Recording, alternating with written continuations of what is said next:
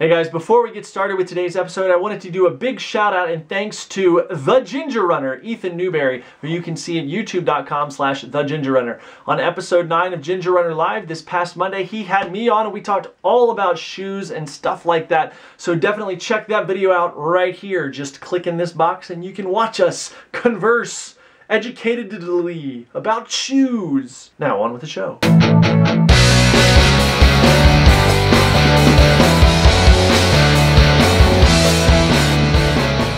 What's up guys, and welcome to this episode of Gearist TV. Today on the show, we're going to introduce you to the Virrata number 2 from Saucony. Since the onset of the minimalist or natural running shoe movement, one of the biggest goals and challenges for shoe companies has been to build a shoe that would bring minimalist or natural running elements into that shoe, but that wouldn't scare away traditional shoe devotees, which are, after all, most people.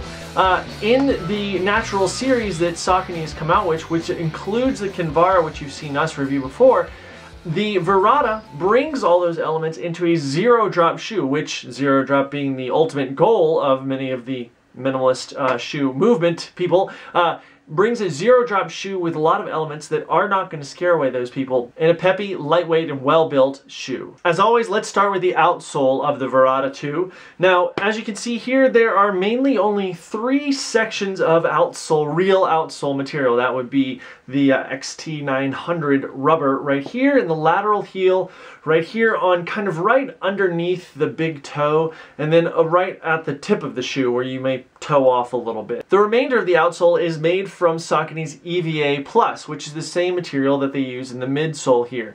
You can see this triangular as well as kind of cross-cut tread pattern on the shoe, and that affects the flexibility greatly. So let's get into what I thought about it. Now, with some of their other models in the natural running series, particularly the Saucony Kinvara 4, which you've seen reviewed in the Kinvara 5 that's about to come out, Saucony's kind of got the placement of rubber really dialed. In the Virrata 2, they've really slimmed down on the amount of rubber that they've got here, and a large chunk of that is going to be attributed to shaving weight. Coming in at 6.7 ounces in a men's size 9, this is a size 11, it's a really lightweight shoe, quite lightweight. But one of the ways they did that, again, was getting rid of rubber in other key areas. Now, this is a zero drop neutral shoe, very, very flexible, and we're going to talk about that in a second. But first, let's look at who's going to run in this shoe. It's probably going to be someone with a neutral gait, or maybe even a little bit of a supinating gait, which is myself.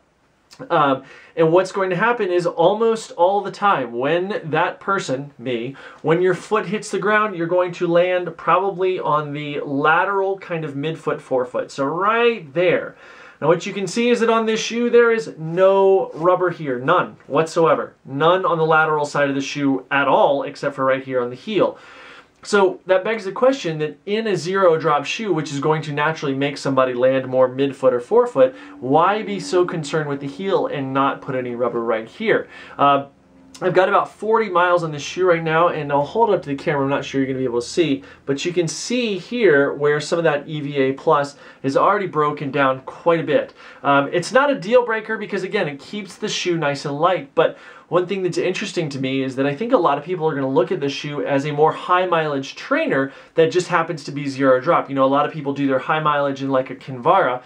It's got that rubber right in the right spots that you want to. It's nice and lightweight. It's going to be a high mileage trainer, but it's a 4mm drop. For those that want to get down to 0mm, this is the shoe to do that. But I think that the lack of rubber on the especially on the lateral side of the shoe is going to be slightly preventative of that. I think you may be able to get 250 miles out of this before you really, really wear it down. And again, that depends on the cleanliness of your landing and your leaving the ground.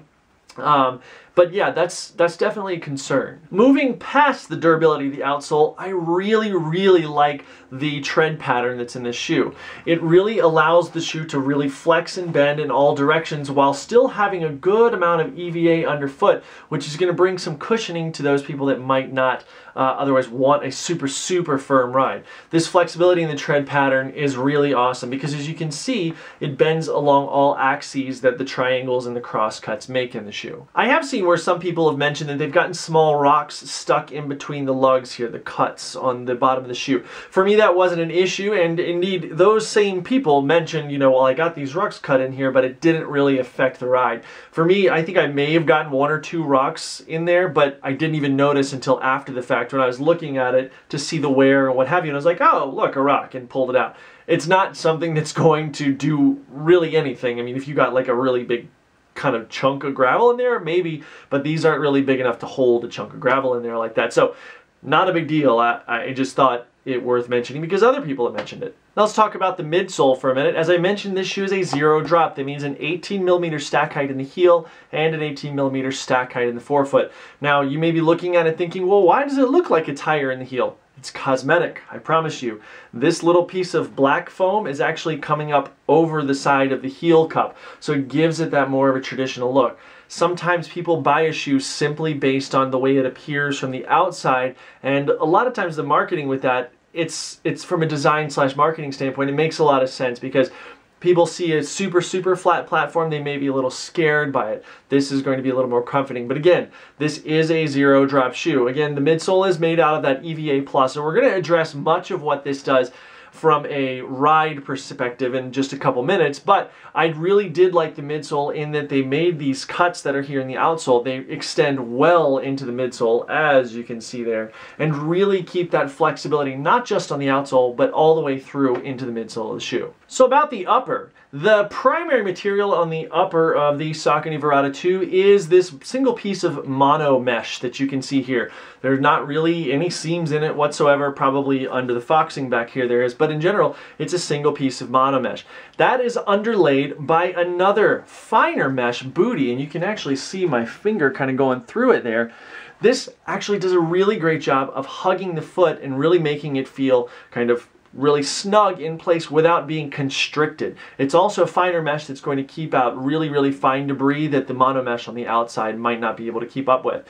Now, the collar liner, and from what I can tell, the tongue is actually made from Hydromax. It's a moisture wicking material to keep everything nice and dry inside. Additionally, the heel counter, while it does wrap around pretty traditionally, it actually only comes up about halfway. So the heel counter effectively ends right about there. This is great because it forms a nice heel cup on the bottom, but gets rid of any extra weight by a full height heel counter. All the support elements on the upper are kind of a mixture of stitching and heat bonded stuff. So back here in the heel, you can see these shiny elements. These are heat bonded right here. But then these guys right here are definitely stitched on. Now this kind of leaves me questioning, you know, in the case of like the Kinvara, they use flex film. Kinvara 4. As you can see here, there are no stitches on this, so it makes me wonder why in a shoe where they're clearly trying to shave weight, didn't they use the technology of flex film that they've used so successfully in the Kinvara to really get rid of some weight. Now, it's not a ton of weight, of course, but it is a little bit getting rid of the leather or the pleather elements and the stitching that goes along with it. Now this shoe is breathable, really breathable, and I love the feel when barefoot. Now I do not run barefoot in shoes generally, but I always do at least one time to be able to try it out so I can tell you guys. Breathes really well, very comfortable barefoot, and I chalk that up a lot to that inner kind of booty that is formed within the shoe. It's very comfortable, very breathable, and as I mentioned, you know, it really is very flexible. We're going to get into that a little bit more in the ride. One of the things that I did mention in the construction of the upper is the bumper here, this toe bumper that you can see right here. I like that this is here because if it weren't, this would simply be mesh up to the toe. And if you kick anything, it would be like kicking it with your bare foot. And that could oftentimes be a little uncomfortable / painful. So I really like that. There are also elements of reflectivity that I didn't mention. One here, okay? A little bit right here on the midsole, and then again here on the heel. So let's talk about the fit. In terms of size, dead on for me. Saucony I've never had any problems with, and this remains the same. It's a consistent size 11 for me, so good job there. In terms of the rest of the fit, I really, again, do like that low heel counter because I feel like it gets rid of excess material in the top part, but that low kind of full wrapped heel counter still gives nice structure to the heel cup, so that's very nice. Through the midfoot, very comfortable, and again, that booty that's inside there really gives it a very custom feel, and you can cinch it down or what have you. It's going to make you feel like you belong in the shoe, which is really nice. The forefoot area right here, this is really good. It fit my foot quite well. I have no complaints about it. The toe box. The toe box for me is a little bit narrow. It seems like it's a much more kind of almost, not violent, but abrupt cut inward from, say, the Kinvara. Here's the Kinvara over here. You can see that it's clearly, that's on the outsole, little more cut in on the Virrata. And here the angle is still. It's a little more sharp, a little farther forward. They're very close, and I really liked the fit of the Kinvara, and I really like the fit of this overall, but I can see people with wider, more splayed toes. Not myself. I didn't have a problem. I'm just saying that this is definitely something that I noticed. If you've got wider, more splayed toes, that may put a little bit of pressure, but it's so flexible that it's going to kind of move out of the way. My advice for that is to really put on a pair of shoes before you go buying anything. Let's talk about the ride of the shoe. Now, I've seen people that have called the Virrata 2 or the Virrata 1 even a barefoot shoe. This is freaking crazy to me. This is not a barefoot shoe. This is a zero drop shoe, and just because something has minimalist features and a zero drop does not make it a barefoot shoe. There's still quite a bit of foam here for it to be a barefoot shoe.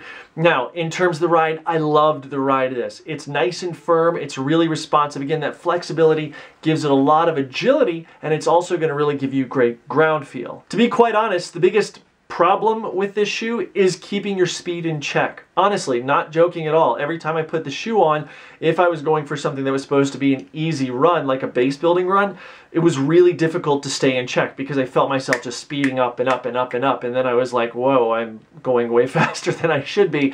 That's definitely a concern for me. Now, if you want to get in a shoe and go fast all the time, try it out. There is potential here, I think, for an even lower stacked version of this shoe that just keeps the same cuts, maybe makes the outsole a little bit more shallow, but keeps the midsole cuts just as deep. They could really shave some weight off this, and then it would make up for being able to add some rubber on that lateral side, lateral forefoot. Not a deal breaker, but I think that could be a really cool addition to this shoe in version 3 or 2.5 maybe. Since I did find it important to comment on the durability of the shoe, I should also definitely comment on the price. This isn't something you're going to go and drop 150 bucks on and then it's going to wear out after 150 or 200 miles. No, this thing is $90. Now, while it's not chump change, it definitely comes in at the lower end of the premium shoe market. So well done on the pricing for this. Also, a quick note on design. While some people may shy away from bright colors, I really, really like the bright colors on this.